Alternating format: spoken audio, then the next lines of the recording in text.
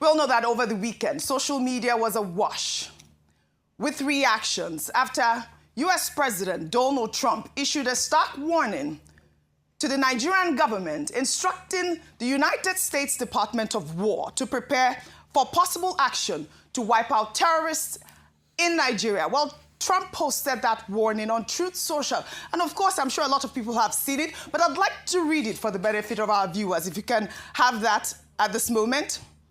Well, Trump wrote, if the government continues, if we can have Trump's post, well, he wrote on Truth Social, if the Nigerian government continues to allow killing of Christians, the USA will immediately stop all aid and assistance to Nigeria and may very well go into that now disgraced country, guns a-blazing, to completely wipe out the Islamic terrorists who are committing these horrible atrocities. I'm hereby instructing our Department of War to prepare for possible action. If we attack, it will be fast, vicious, and sweet, just like the terrorist thugs attacked our cherished Christians. Warning, the Nigerian government better move fast. And, you know, that's the actual post that got a lot of reactions on social media, Ayo Rufai, Dr. Abati. And we know that this post is coming just a day after Trump designated Nigeria as a country of particular concern over allegations of Christian genocide. Well, President Bola Ahmed Tinubu has already rejected this designation, maintaining that Nigeria remains a democracy with constitutional guarantees of freedom of religion. The strength of American military action has sparked widespread debate about sovereignty, security challenges, and the path forward for Nigeria's relationship with the United States. And I'll take activist Omoyele Showore's tweet. If we can pull up that tweet, if we have that. All right. Showore wrote on X, the latest threat by U.S. President Donald Trump to launch military action in Nigeria, allegedly to protect Christians, may sound appealing to some. Still, history has shown this to be perilous. Whether you are Christian, Muslim, animist, right, or non-religious, no one should celebrate such rhetoric. The United States and its allies have a long record of military interventions that leave nations more unstable than before. Another ex-user, actually, this is a WhatsApp comment which, you know, went all over WhatsApp. If we can pull up that comment at this moment. This person wrote on WhatsApp, which has been shared many times. He wrote, I don't know why there are misinterpretations of Trump's message. Trump did not threaten to attack Nigeria or effect regime change, as America did in other countries, Iraq, etc. Nigeria is a democracy and should not be compared with Gaddafi's Libya, Assad's Syria, or Saddam's Iraq. Trump's message is clear: to come into Nigeria and completely wipe out the terrorists who are committing these atrocities. America has a rich history of tackling terrorists and their sponsors to any country and killing them without the knowledge of the host country.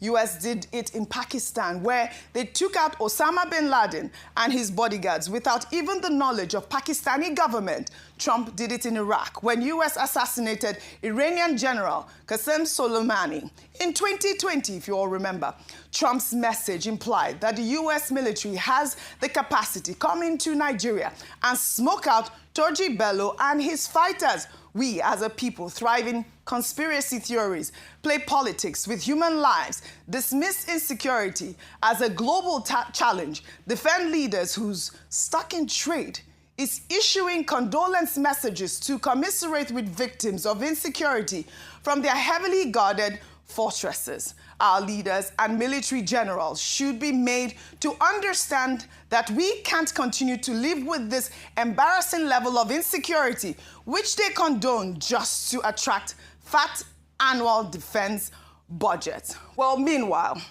the Islamic movement in Nigeria, under the leadership of Ibrahim Zakzaky, has rejected Trump's allegations of a Christian genocide. In a statement on Saturday, Abdullahi Danladi of the movement's Resource Forum described the allegations as false, inflammatory, and dangerous, arguing that Nigeria's crisis is moral and political, not religious. Danladi stressed that both Muslims and Christians have suffered equally from terrorism, banditry, and attacks, pointing to corruption, greed, and elite manipulation as the true causes of the insecurity. The movement warned that such narratives serve Western propaganda interests, aiming to divide Nigerians and justify foreign interference. I mean, we can see that this Trump's genocide allegations continue to generate pushbacks from various quarters in Nigeria, with the Islamic movement becoming the latest group to reject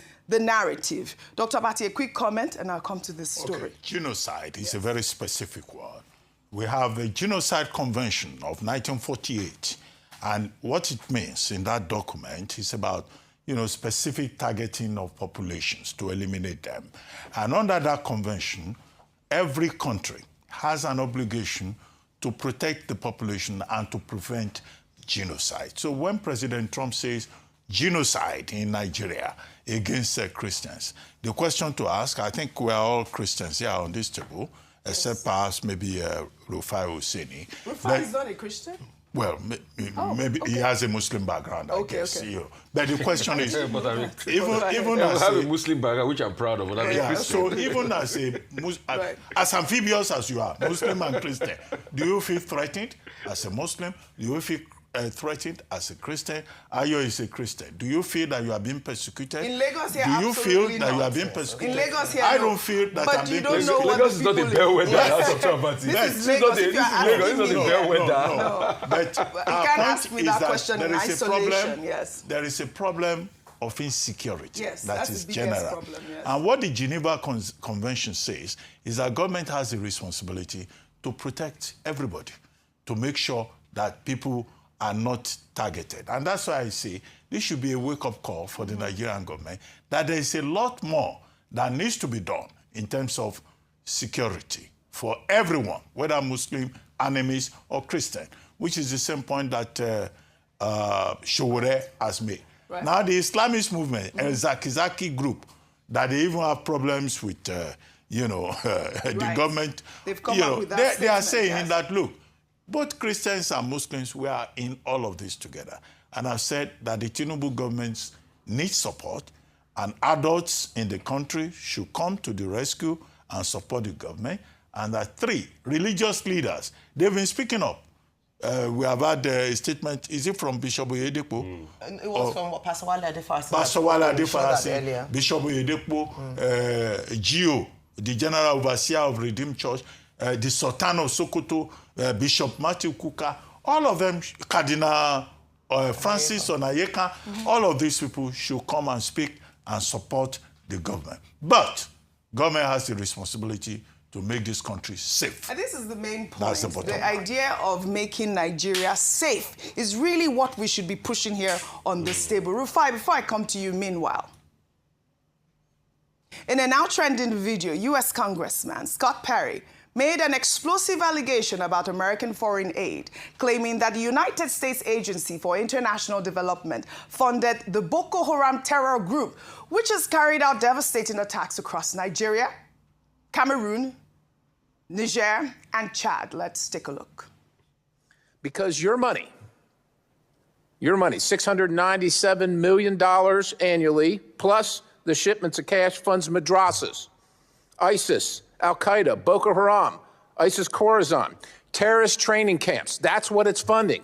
If you think that the program under Operation Enduring Sentinel, entitled Women's Scholarship Endowment, which receives $60 million annually, or the Young Women Lead, which gets about $5 million annually, is going to women who, by the way, if you read the Inspector General's report, is telling you that the Taliban does not allow women to speak in public. Yet somehow you're believing, and American people are supposed to believe, that this money is going for the betterment of the women in Afghanistan. It is not. You are funding terrorism, and it's coming through USAID. And it's not just Afghanistan, because Pakistan's right next.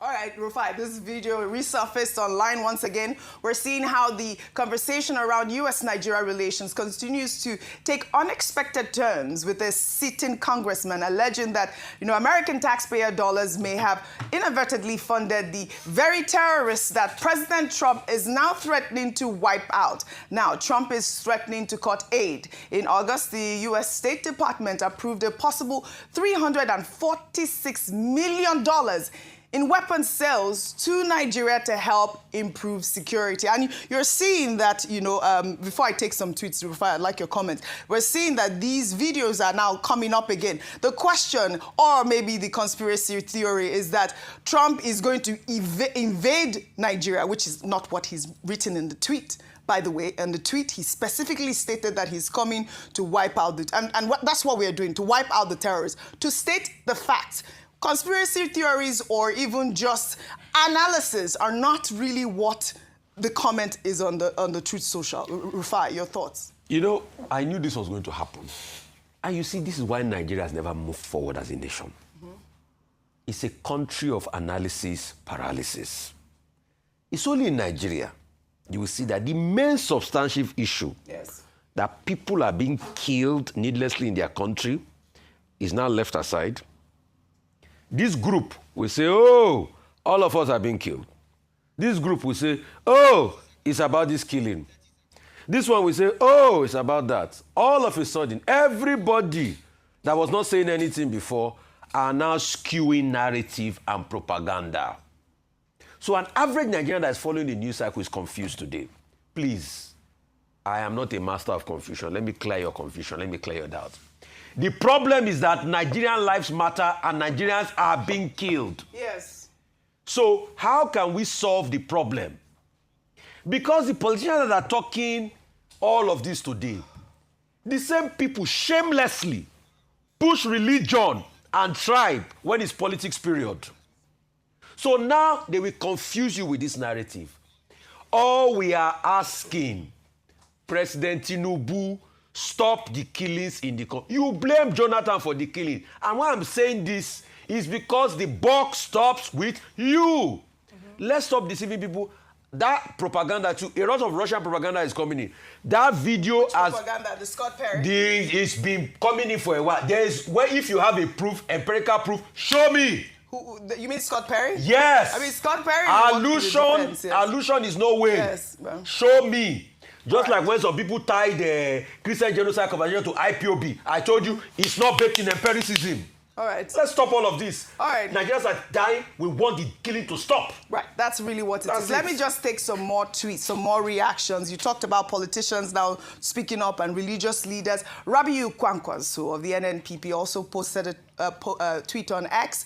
He wrote, "It is important to emphasize that our country is a sovereign nation whose people face different threats from outlaws across the country. The insecurity we face does not distinguish based on religious, ethnic, or political beliefs. The United States should assist the Nigerian authorities with better cutting-edge technology to tackle these problems rather than posing a threat that could further polarize our country.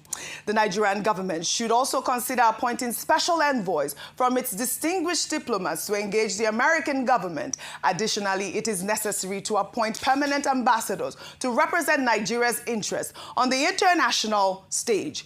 My fellow countrymen, this is an important moment where we should emphasize unity of belonging over division. God bless Nigeria." And for me, this is the most important tweet I have read so far. The Nigerian government have to find a way to collaborate with the United States to tackle this menace of insecurity. I've seen videos, Muslim worshippers being killed, Christian worshippers being killed.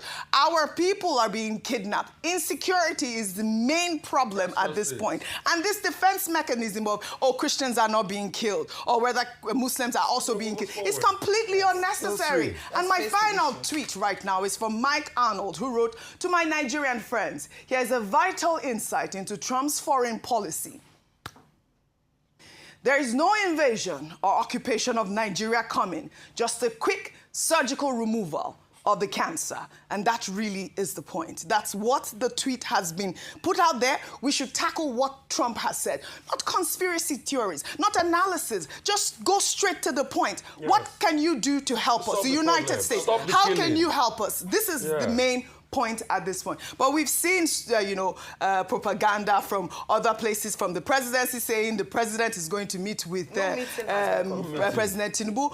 At this point, no meeting has been confirmed. Yeah. I'm sure that in the coming weeks, we will see that the president of Nigeria, who is our father, the father of the nation, will find ways to solve this problem to make sure that we don't have war in Nigeria. Good point, Oji. I'd love to thank you all. I wish really we had enough time for this story. We had other milestone stories, but I hope we take that tomorrow. I'd love to thank you all for your great analysis, as always, on What's Trending Today.